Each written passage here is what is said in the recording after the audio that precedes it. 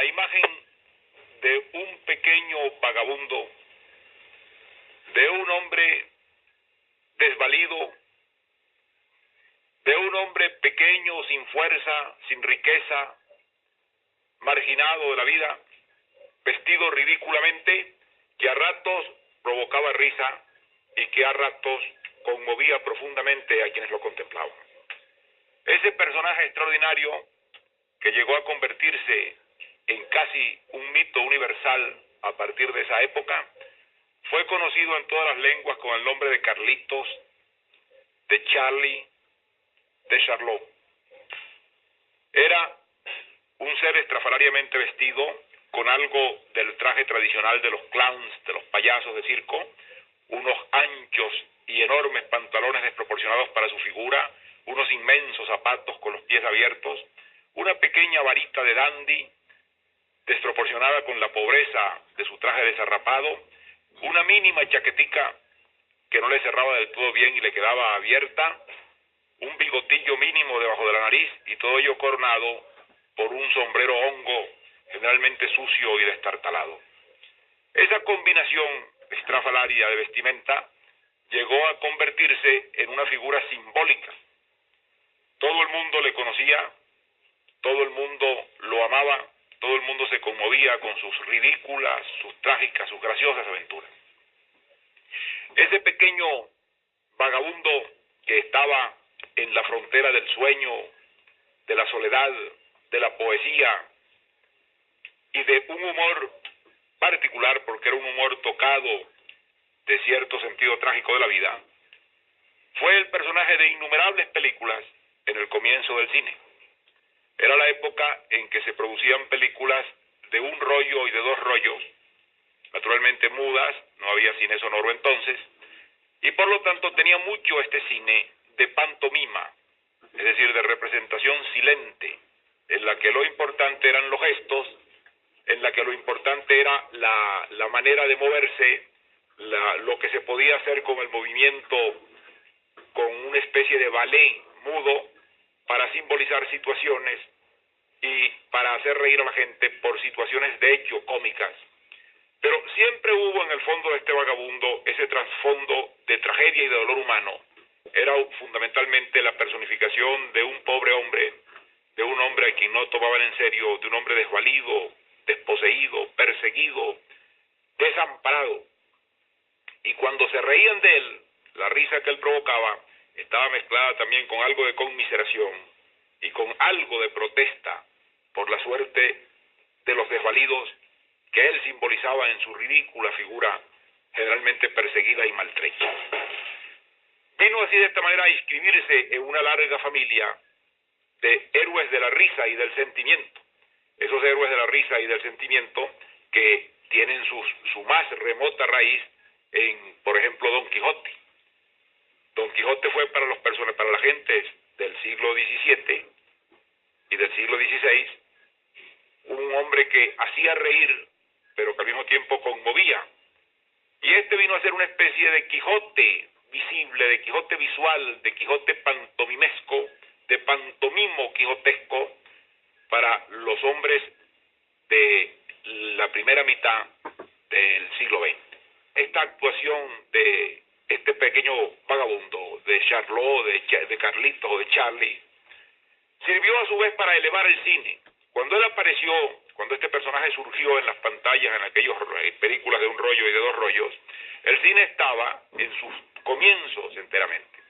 Era casi puramente teatro fotografiado, y más que teatro, era teatro mímico fotografiado, porque no había ninguna expresión, no había ninguna palabra que pudiera hacerse, y todos los sentimientos o las situaciones se transmitían por gestos, por visajes, por gestos generalmente exagerados. Y fue la presencia de este pequeño ser, este mito, esta creación, esta especie de elfo, el que inmediatamente le dio una dimensión superior al cine, lo convirtió en un verdadero arte y lo elevó por encima del nivel tradicional que tenía en esos comienzos. De modo que no solamente le dio un personaje mítico, un héroe del sentimiento al hombre de la calle, y se convirtió en una de las grandes creaciones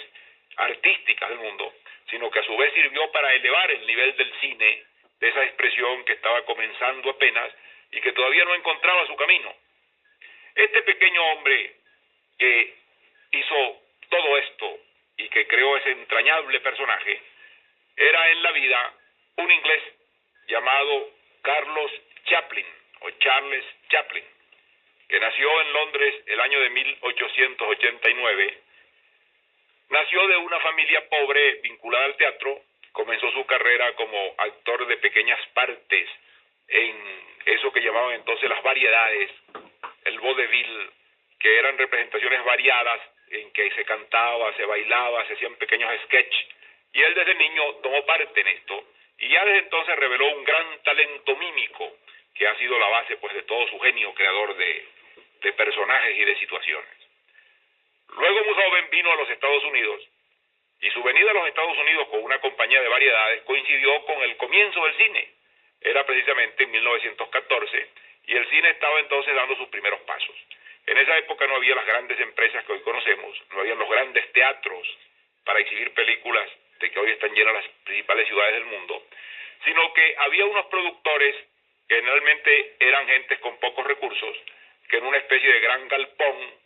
reunían algunos actores y con una cámara casi fija, con muy pocos recursos técnicos, en pocas horas, en el trabajo de un día o de 2 días, o de una semana a lo sumo, producían una película de 1 o 2 rollos en la que ocurría alguna situación cómica, alguna persecución de bandidos, alguna cosa que pudiera atraer la atención de la gente y que luego se iba a exhibir en salas de cine donde la entrada costaba sumas ridículas de dinero, una moneda de níquel. De allí vino incluso el nombre de que muchos de estos teatros le llamaban en inglés entonces níquel odeones. Esa época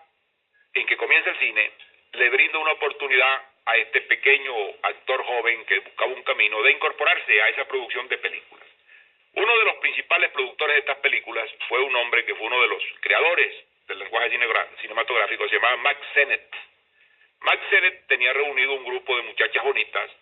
de actores cómicos, entre los cuales algunos llegaron a ser famosos, como el gordo Fatty, como Oliver y el gordo y el flaco, que empezaron a actuar en estos escenarios. Y esas películas se hacían generalmente sin escenario, sin guión, sino que sobre una situación determinada que podía dar de por sí tema para una situación cómica, los actores improvisaban. Era literalmente una especie de comedia del arte, una especie de cine improvisado en el cual actuaban inventando situaciones y todo esto se iba fotografiando simultáneamente. Y como no había sonoridad, esto permitía pues que a gritos pudiera dirigirse la acción de los actores y que sobre la marcha se fueran inventando trucos, situaciones graciosas, a base de toda esta improvisación que terminaba de alguna manera inesperada, generalmente con una persecución de algún actor cómico por una banda de policías que no llegaban a encontrarlo y que tropezaban en cada escalera y caían por ella,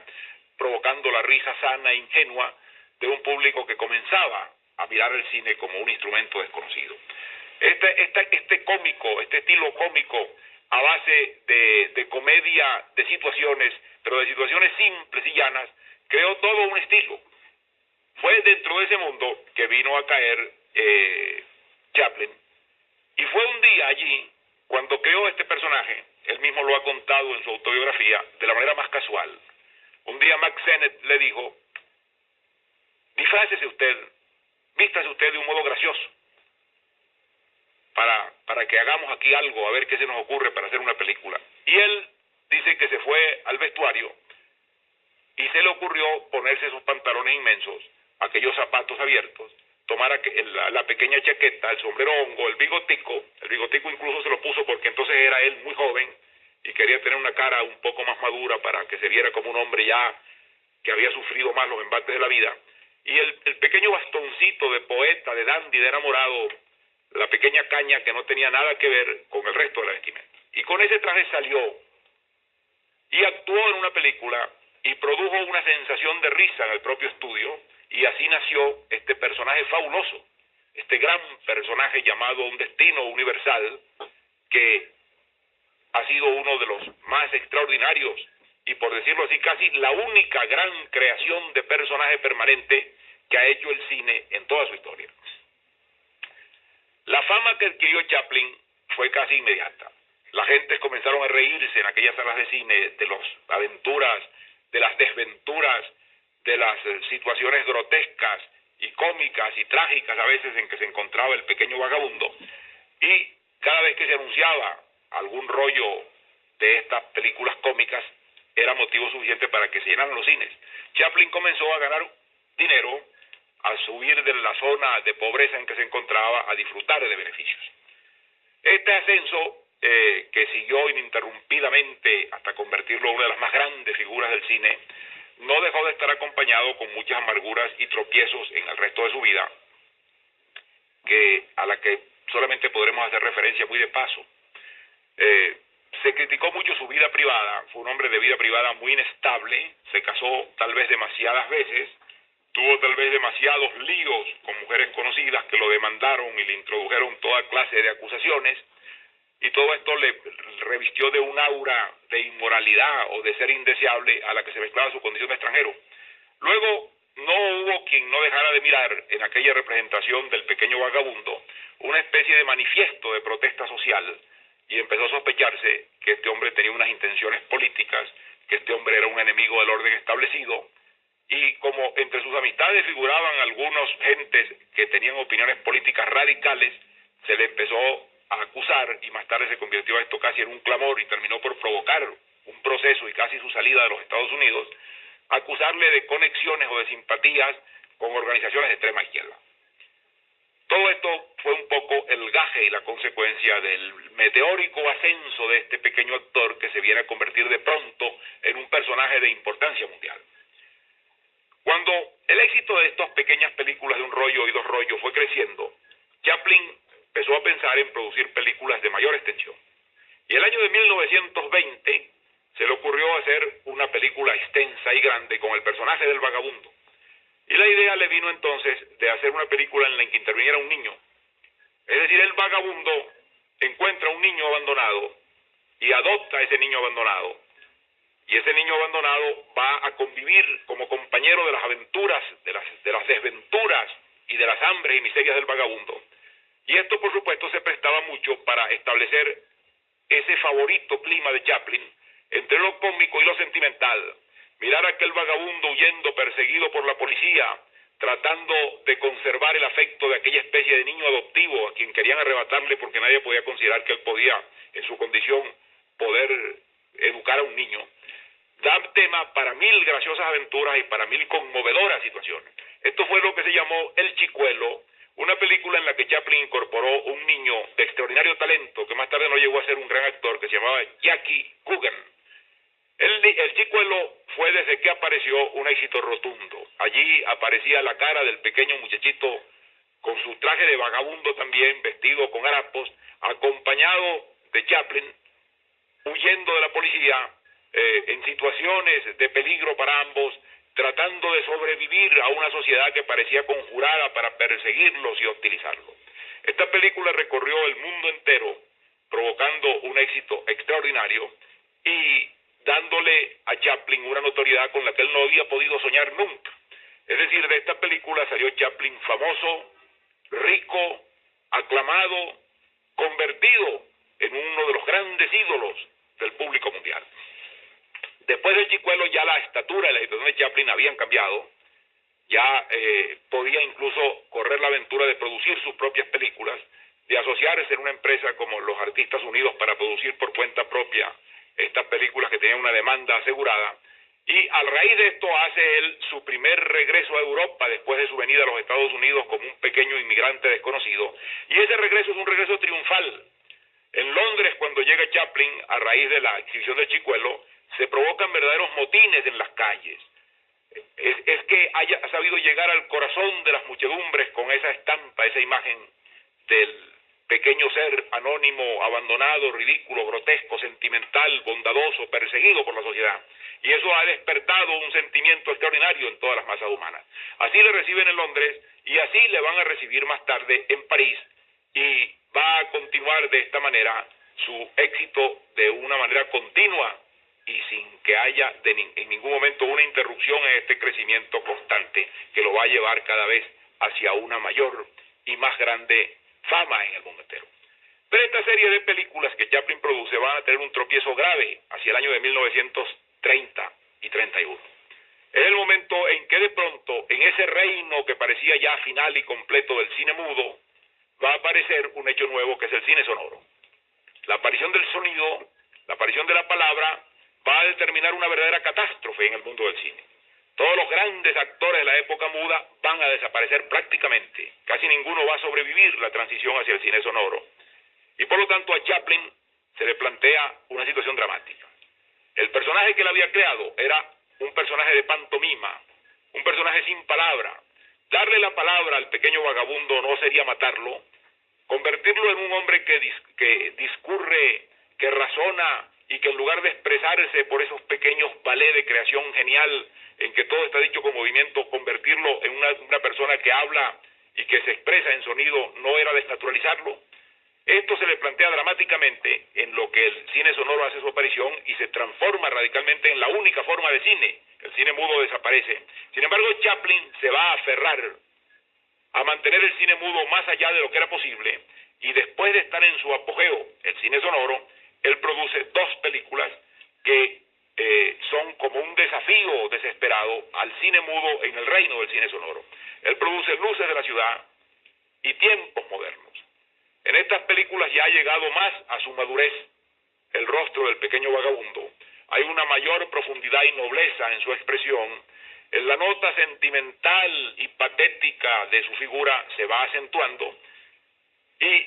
mantiene el gesto, el quijotesco gesto de no hablar, de no usar la palabra, de seguir haciendo la pantomima apenas con una música de fondo y con algunos ruidos, pero sin que él llegue a expresarse con palabras. Esta tentativa estaba sin duda alguna destinada al fracaso. Fueron éxitos estas dos películas, pero fueron una especie de saludo póstumo, de homenaje colectivo al gran mito que había durado por espacio de más de 25 años, pero que estaba condenado a muerte por el nuevo medio expresivo. Y el primero en comprenderlo y resignarse finalmente a eso fue Chaplin. En esas películas desapareció la figura del pequeño vagabundo. Ya no volvería Chaplin más nunca a hacerla. Ya no sería posible verla para las generaciones sucesivas, sino en los viejos films, y el propio Chaplin, al resignarse a adoptar